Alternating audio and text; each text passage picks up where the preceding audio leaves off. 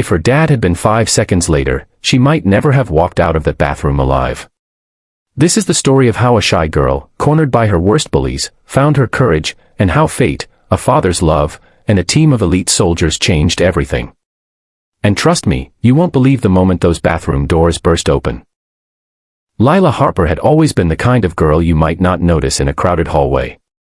She wore soft sweaters that seemed 2 sizes too big, kept her hair in a neat braid, and carried her books tight against her chest. Her voice was small, not weak, just careful. But in a high school where loudness was currency, being quiet made her an easy target. It wasn't just teasing. It was cruelty, subtle at first, then sharper, like a knife pressed closer each day. Madison Clark and her 2 shadows, Jenna and Zoe, had made Lila their favorite project. They'd whisper just loud enough for her to hear in class, "Why does she always look scared?" They'd bump into her, by accident, in the hall, sending her papers scattering. Lila would kneel down, gathering her things, cheeks burning, never looking up. She didn't tell her dad. Not because she didn't trust him, she adored her father, Captain Jack Harper, a decorated SWAT commander, but because he had already been through enough. 2 years ago, Lila's mom passed away, and Jack had been holding their small family together with military precision and boundless love. She didn't want him worrying about her too. But on one gray Thursday afternoon, things escalated. The bell had just rung for lunch. Lila was headed toward the cafeteria when a voice called out behind her, sharp, commanding. "Hey, Lila. Come here." She hesitated. Madison was leaning against the wall, arms crossed, smiling in that dangerous way that meant trouble. Before Lila could turn away, Jenna stepped behind her, shoving her forward. "We need to talk," Madison said, gripping her arm. They steered her toward the girls' bathroom, the one tucked behind the gym, where teachers rarely went. Her heart pounded. She knew what was coming, but she didn't expect the sudden push that slammed her against the tiled wall. Madison's voice turned cold. "You think you're better than us? Walking around like some princess? Guess what, you're nothing." Lila's throat closed. She tried to step past them, but Zoe blocked the way. Then Madison pulled out her phone, smirking.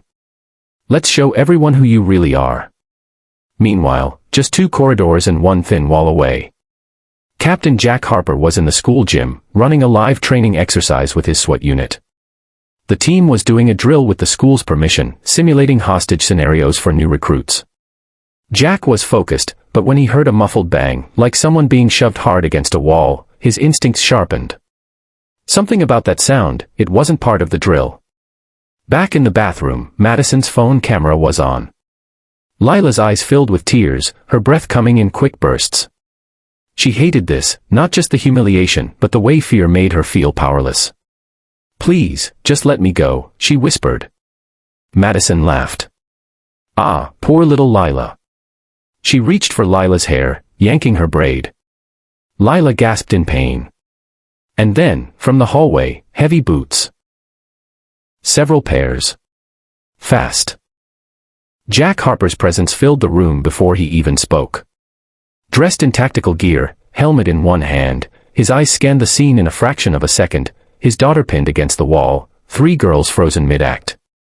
"Step away from her," he said, his voice low and steady. The kind of voice that didn't need to shout to be obeyed. The SWAT team fanned in behind him, though Jack didn't take his eyes off Madison. She stammered something about just joking, but her hands trembled. On the wall. "Now," Jack commanded. The girls obeyed without protest. Lila's knees nearly gave out as her father stepped to her, gently taking her hands. "You okay, baby?" His voice softened instantly. Lila nodded, though her tears betrayed her. He pulled her into a hug so tight and safe that, for the first time in months, she felt like she could breathe again. The school principal arrived moments later, drawn by the commotion. Statements were taken. Parents were called. The 3 girls faced suspension, but for Lila, this wasn't just about punishment. It was about something deeper. That night, Jack sat with her at the kitchen table.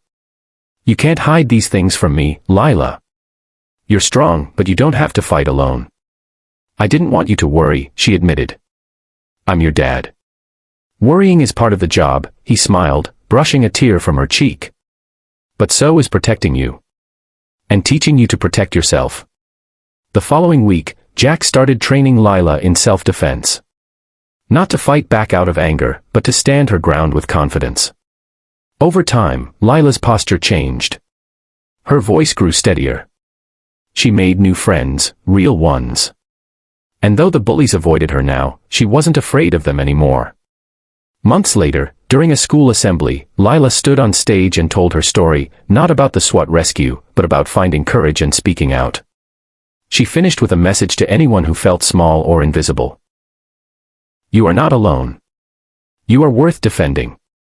And sometimes, you just need to let the right people know you need help, because they will show up. The video fades to black over the sound of Jack's voice from that day in the bathroom, "Step away from her." Then, in white text. Sometimes, courage is borrowed, until it becomes your own.